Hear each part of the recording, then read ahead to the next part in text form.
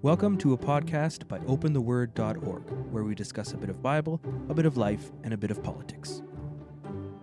Hi, my name's Wayne Johnston, and today on this podcast I want to talk about the big test. Anyone who has ever had to do a final exam in high school, college, uni, tech school knows how much fun they can be. Sick to your stomach, headaches, tired from cramming, and OD'd on Red Bull or coffee.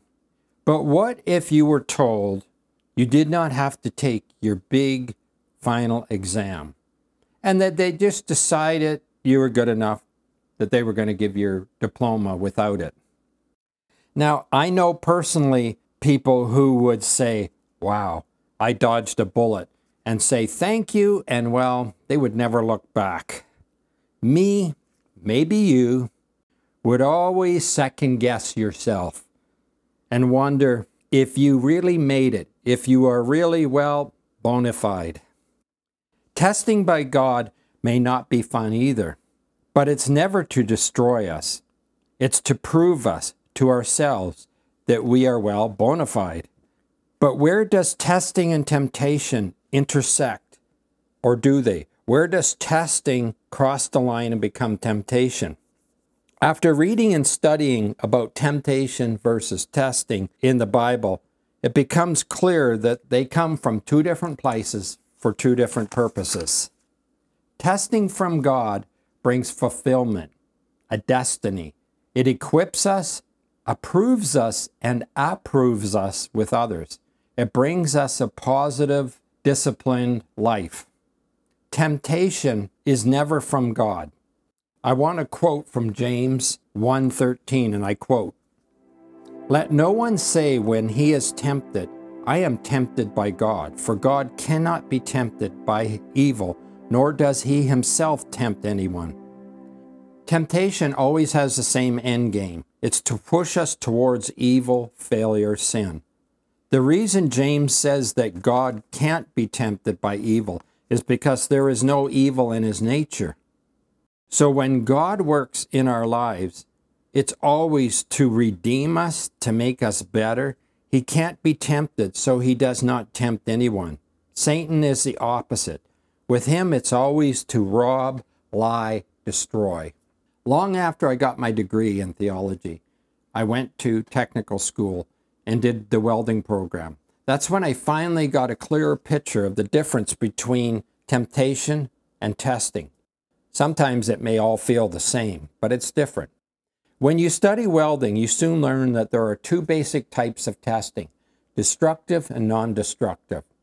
The destructive testing is you practice a weld, you do a test, they cut it, they bend it, they mangle it in some ways to prove it was a good weld. And then when the test is over, they just throw the piece into the scrap bin.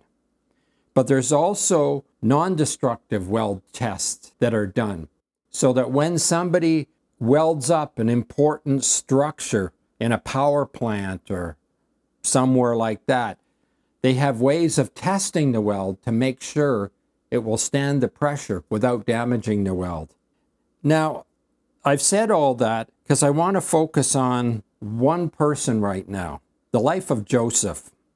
Joseph was someone in Scripture who understood all about being tested and proved, and about being tempted as well.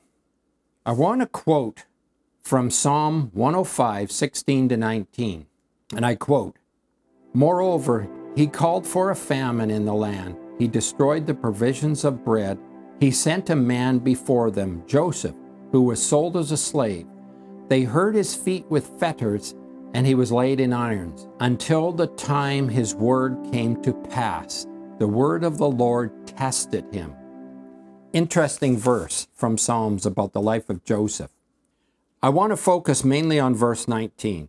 Until the time that his word came to pass, the word of the Lord tested him. End of quote. What word? His dreams. In Genesis 37, where not only his brothers bow before him, but the whole world.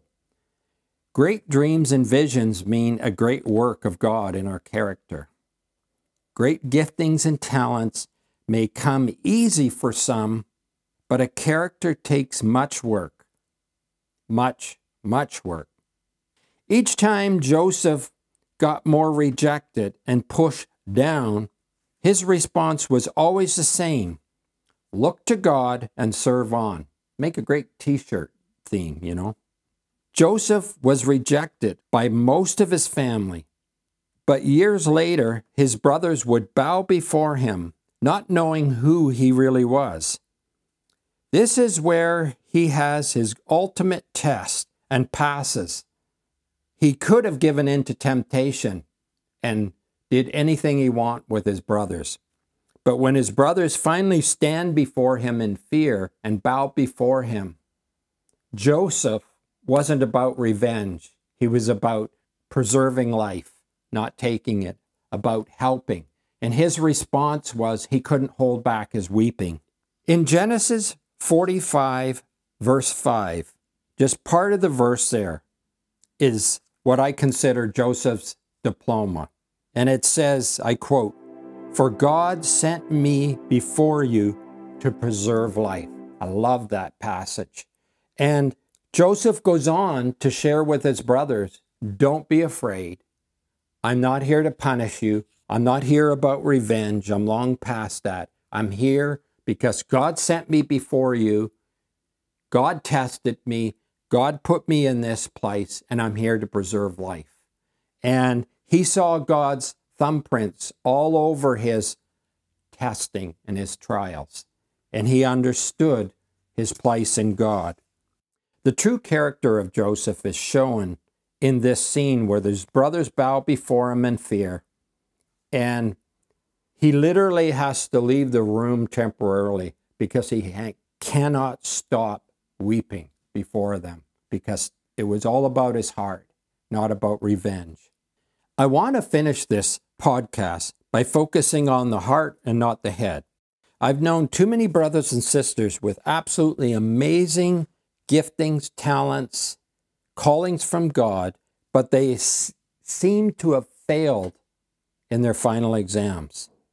Rejected or hurt, betrayed by brothers. Somehow in churches, pastors, they got offended and walked away from God's call on their lives, from God's house, and sometimes from God himself as well. They could not see God's character test in their rejection, and now they are the rejectors.